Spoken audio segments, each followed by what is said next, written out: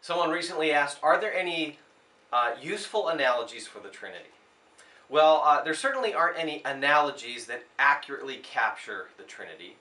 But the question was, are there any useful analogies? And they were wondering, particularly for kids, is there anything that we can offer kind of as an analogy for a child who has maybe difficulty thinking abstractly? And I want to offer maybe one analogy. Of course, all analogies we know are going to fail because the Trinitarian God of the Bible is utterly unique. But here's an analogy that I use with my own kids. It's the analogy of a triangle. In fact, it's not my analogy, it's an ancient analogy that the early church used. But look, there are two kind of key issues here that you want to bring into focus for a young mind. Number one, there's the issue of God's oneness. There is only one God. This is repeated again and again throughout the Old and New Testament. There's only one true God.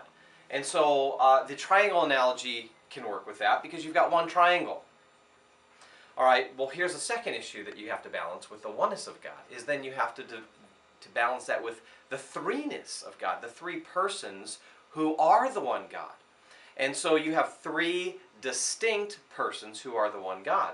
And so again, back to the triangle analogy, the triangle can work because you have one triangle, but you have three distinct angles that kind of represent the Father, the Son, and the Holy Spirit.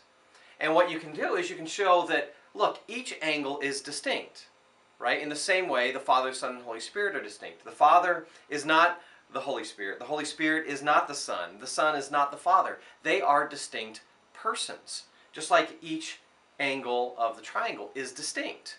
But together, those three angles form the one triangle. Together, Father, Son, and Holy Spirit form the one true God. And that might be the most helpful and useful analogy for a young mind to understand the oneness of God and yet the threeness of God at the same time.